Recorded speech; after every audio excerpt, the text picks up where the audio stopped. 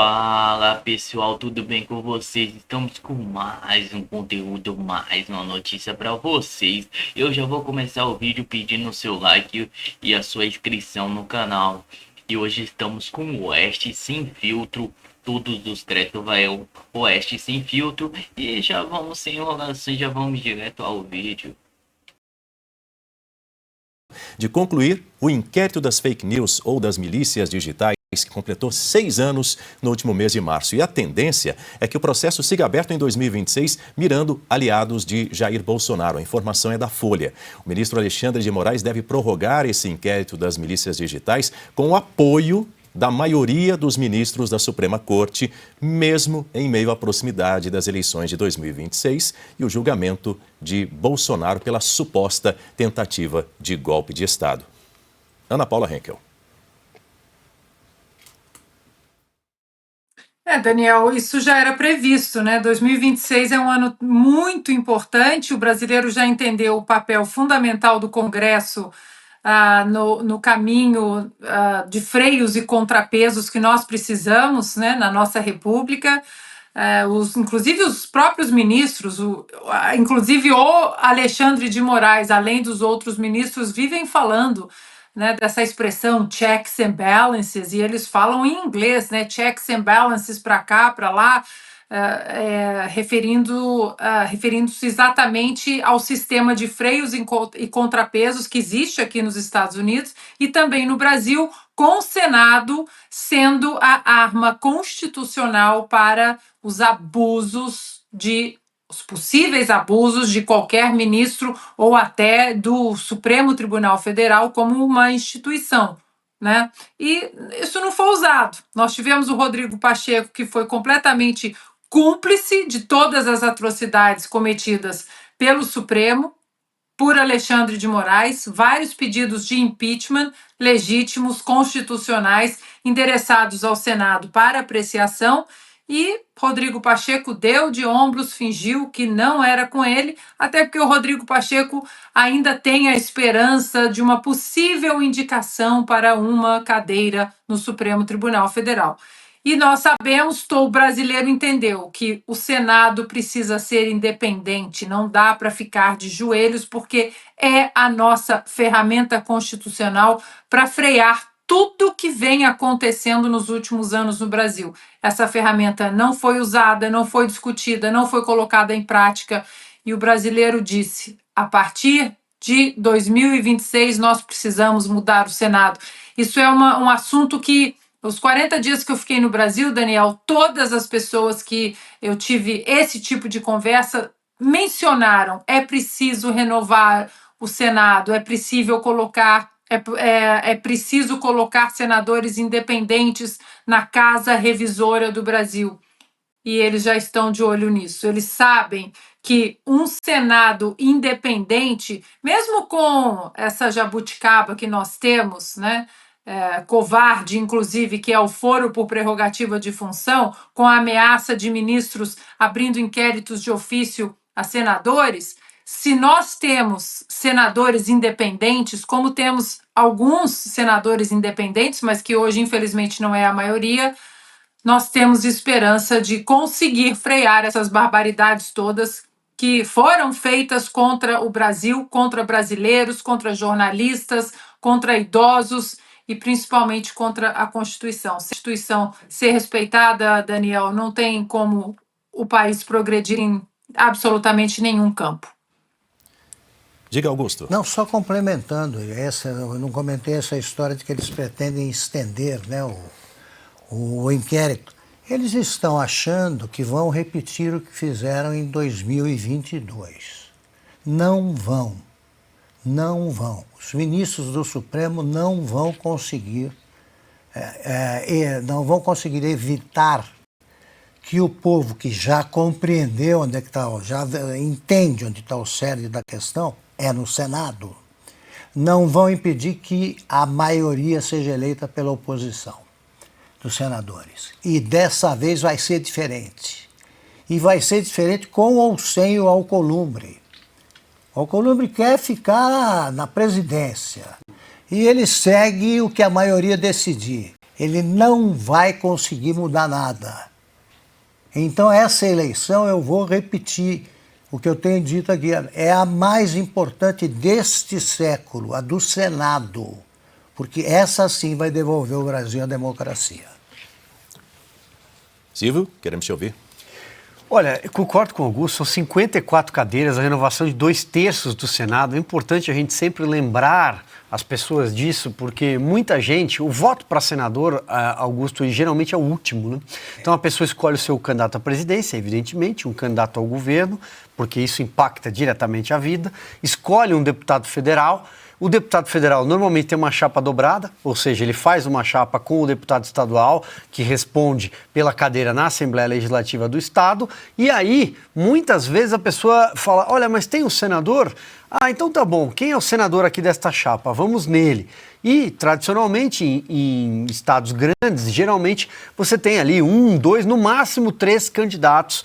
Só que dessa vez não. Dessa vez são 54 cadeiras, 2/3.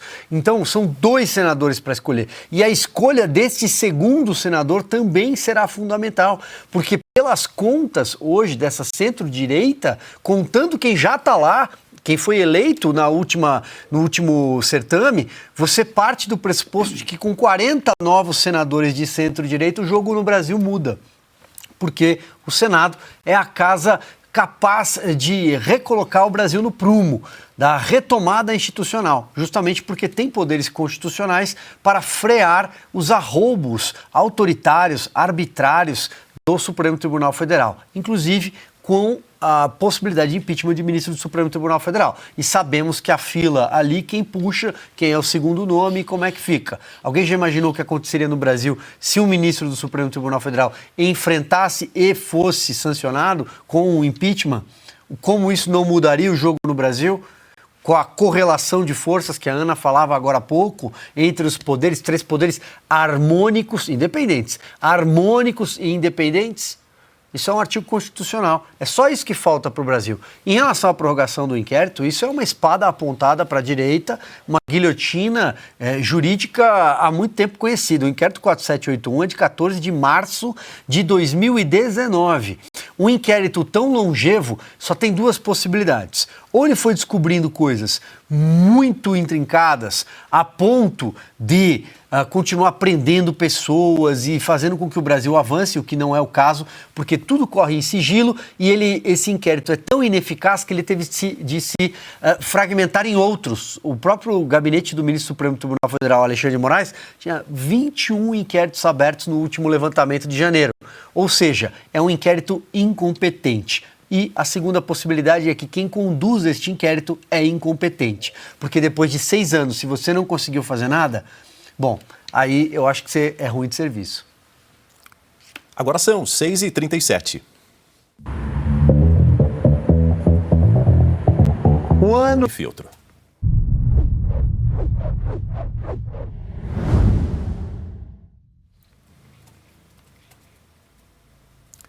Olá, Rafael, boa noite, seja muito bem-vindo, obrigado por nos atender aqui em Oeste Sem Filtro, em um momento tão delicado para a nação israelense. Seja muito bem-vindo, muito obrigado pela sua participação, uma boa noite.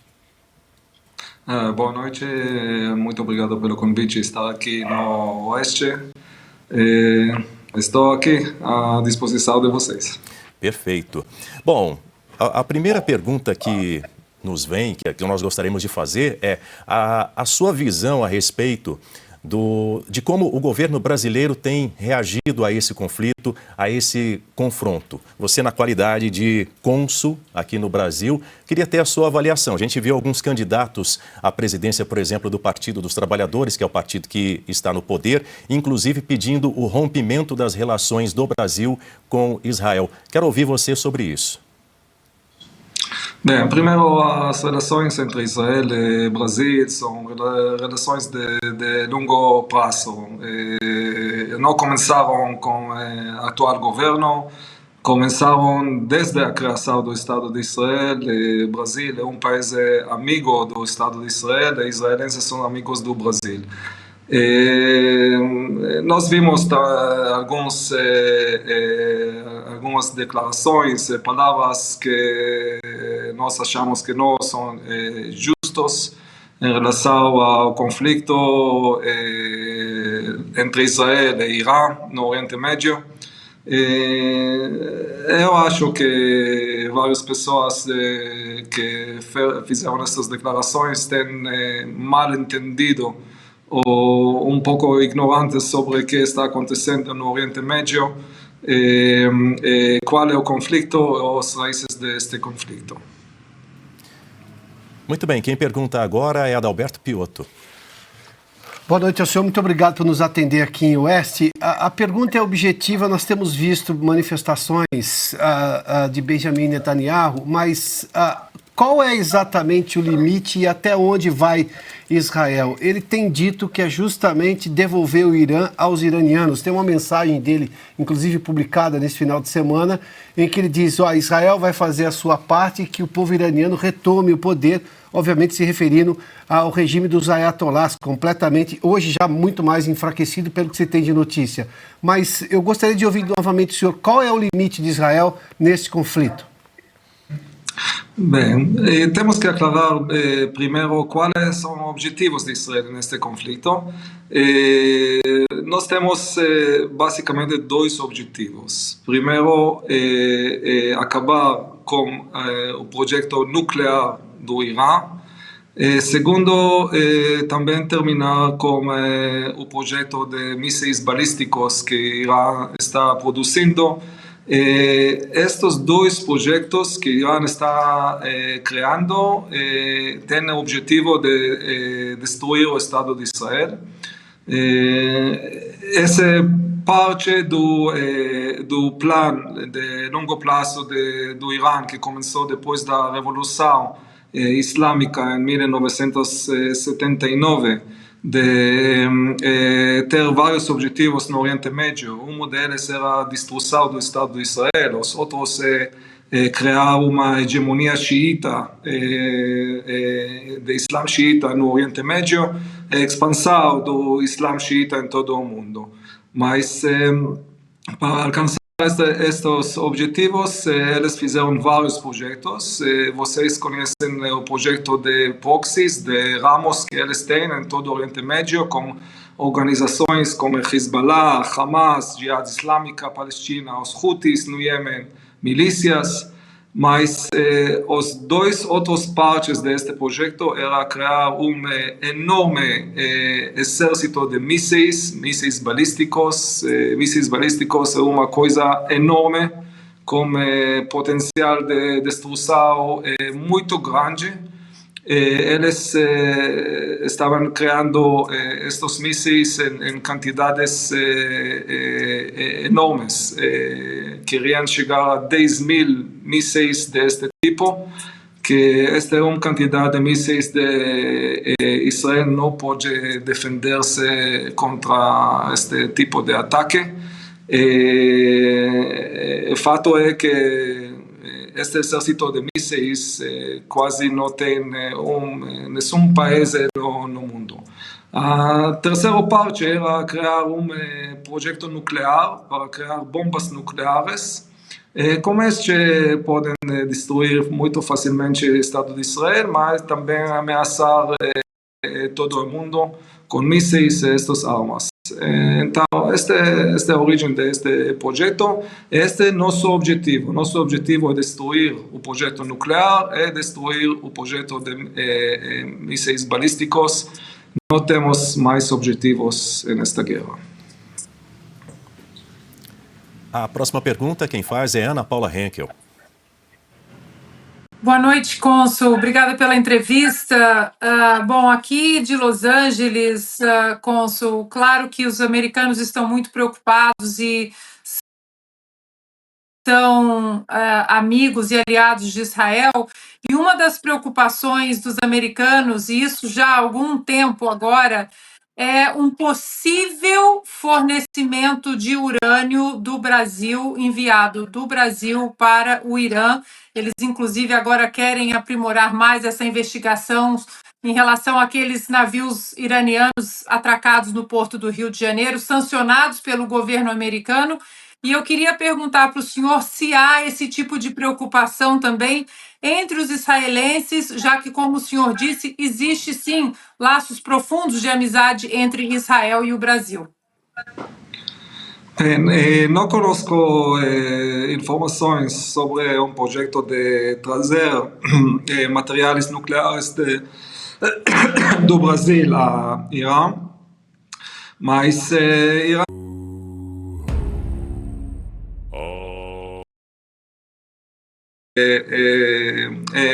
também urânio para todos os projetos que eles têm. Se este nós conhecemos, estamos tentando parar todas estas fontes de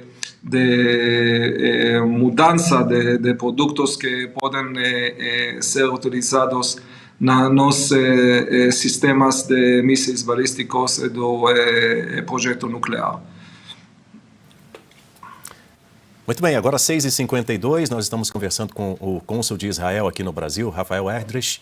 Quem vai fazer a próxima pergunta é Carlo Cauti, que se junta a nós para essa entrevista. Carlo Cauti, boa noite, seja bem-vindo. Queremos ouvir a sua pergunta.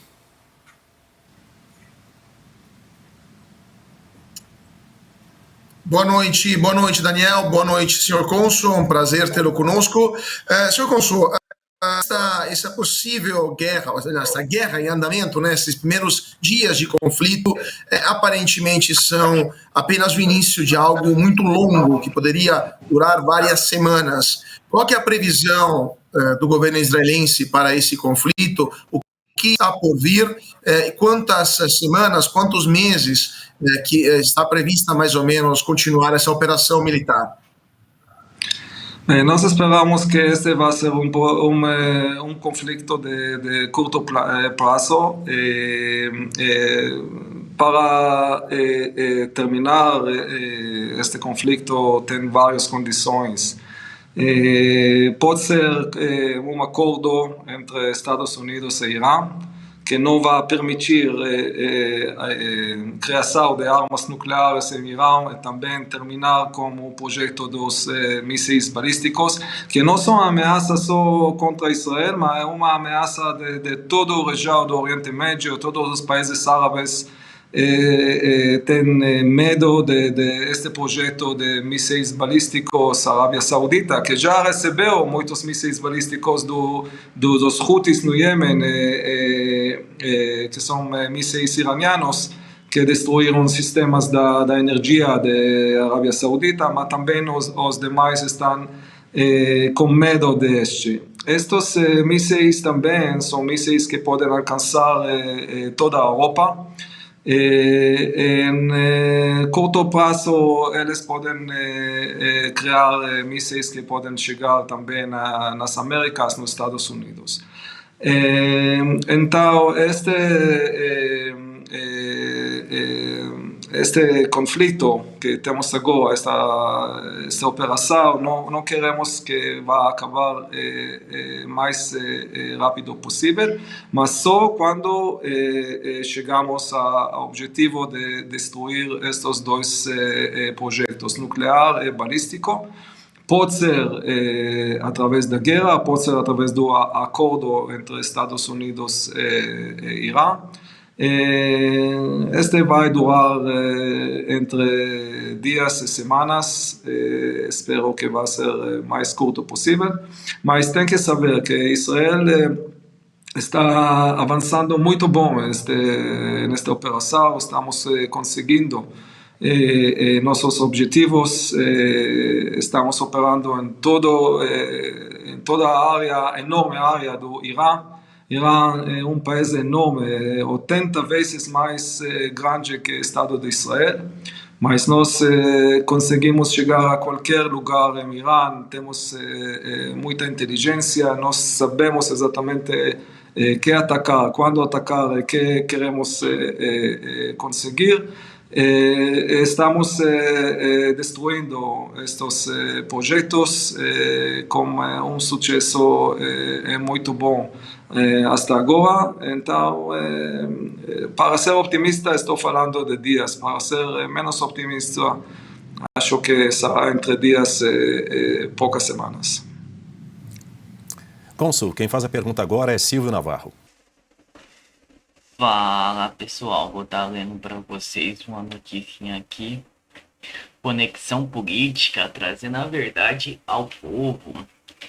Surpreende de Zambelli Tadeu esclarece falas imprensas e diz repudiar censura nas redes sociais. Não cabe ao Supremo legislar. A conexão política parlamentar alegou que o Congresso deveria ser o único responsável por definir regras sobre liberdade de expressão e plataformas digitais. Coronel Tadeu, do PL, surpreende da deputada Carla Zambelli, procurou o Conexão Política para esclarecer falas suas que, segundo ele, foram divulgadas de forma equivocada por parte da imprensa. Como mostrou o Conexão Política, veículo com Metrópolis e Folha de São Paulo colocou entre aspas declarações dele em defesa da regulação nas redes sociais, suspendendo que caberia à judiciária tomar conta da decisão, uma vez que o legislativo não estava assumindo o tema. Por depois, com exclusividade, o Conexão Política pautou a informação de que uma parte expressiva do PL ficou indignada com o que havia sido vinculado à imprensa a respeito dessas falas atribuídas a Tadeu. Alguns parlamentares da legenda, inclusive, disseram ao nosso veículo que divergência sobre essa questão renderia certamente um adicionalmente oficial do partido, uma vez que ele estaria contraindo diretamente o posicionamento oficial da sigla. Então é isso, pessoal. Muito obrigado a todos por assistir até aqui. Não se esqueça de se inscrever no canal, deixar o like, que vai estar ajudando muito a gente nesse início de canal. Até a próxima. Valeu!